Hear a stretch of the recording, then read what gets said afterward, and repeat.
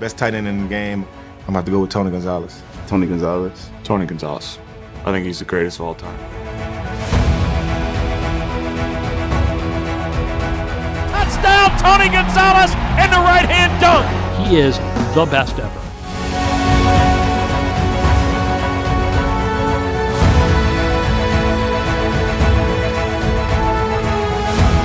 Selected Tony Gonzalez.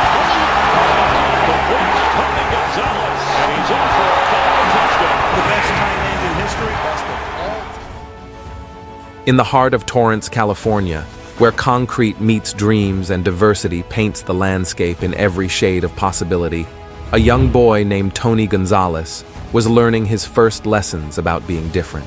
The son of a Jamaican and Scottish father and an African American and Native American mother, Tony existed in the beautiful complexity of multiple worlds, never quite fitting perfectly into anyone, yet somehow finding strength in that space between. Picture this scene.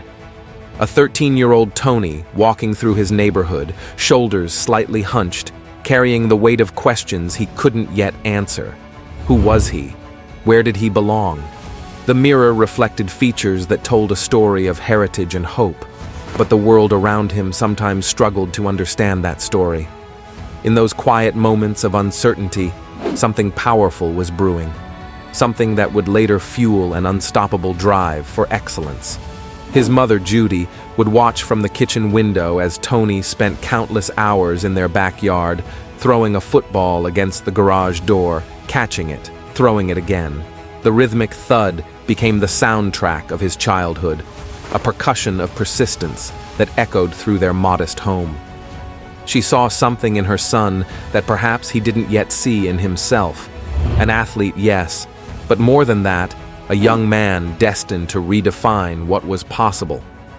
At Huntington Beach High School, Tony Gonzalez wasn't just playing sports. He was conducting symphonies of athleticism, his hands like magnets drawing footballs from the sky. But come winter, those same hands were guiding basketballs through nets, his 6'5" frame moving with the grace of someone half his size. Coaches from both sports fought for his time, but Tony had learned early that excellence wasn't about choosing. It was about mastering everything you touched. The college recruiters came calling like moths to a flame.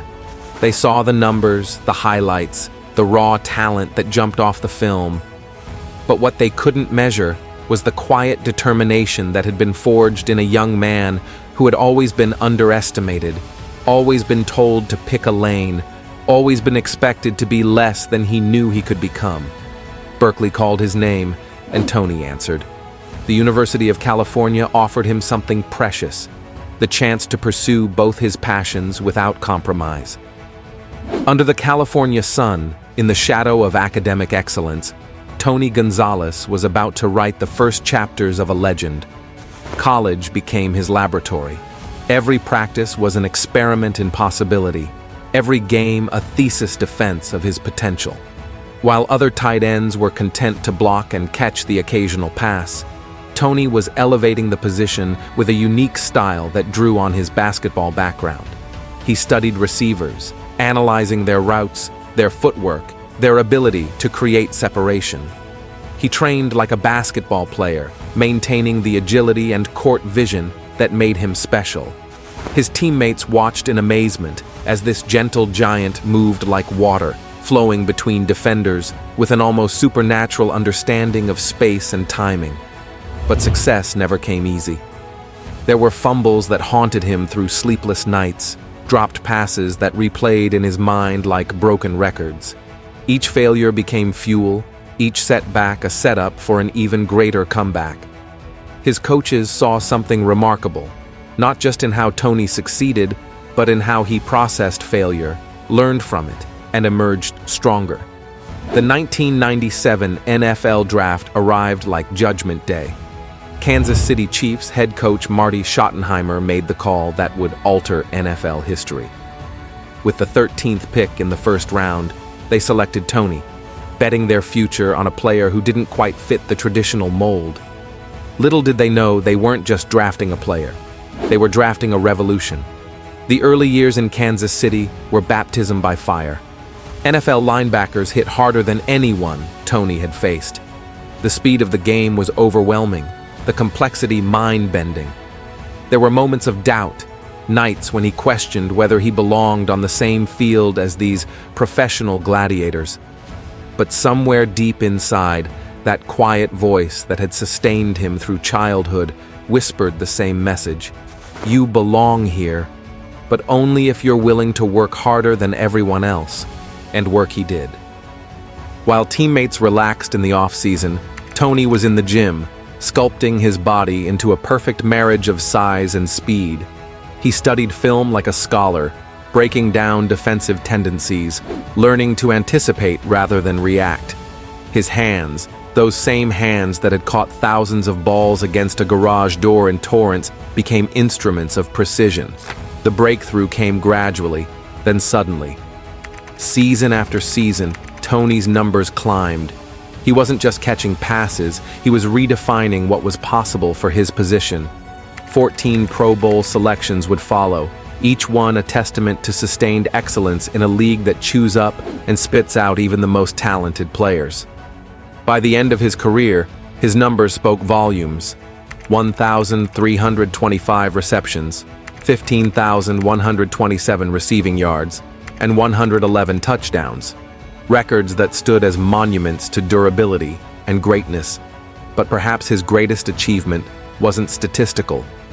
Tony Gonzalez changed how coaches thought about offense, how defenses had to prepare, how an entire generation of tight ends would approach their craft.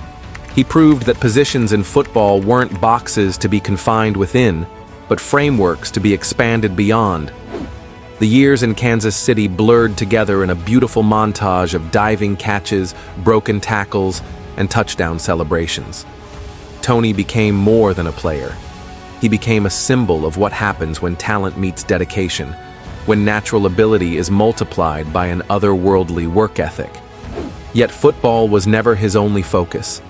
As his career blossomed, so did his understanding of legacy. Tony embraced clean eating before it was fashionable, turning his body into a temple of performance. He studied nutrition like a scientist, understanding that longevity in the NFL required more than just talent.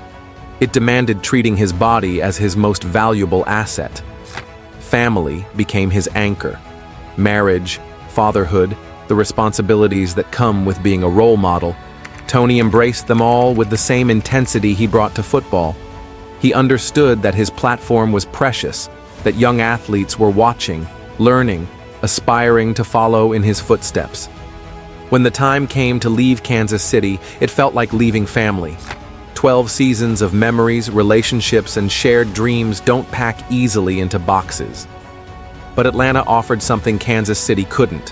One more chance at the ultimate prize, one final opportunity to add a Super Bowl ring to an already legendary career. The Falcons' years were different, more urgent. Time was becoming Tony's greatest opponent. Father Time undefeated against even the most elite athletes. But Tony's professionalism never wavered. He mentored younger players, shared wisdom earned through 17 professional seasons, and continued producing at a level that defied his age.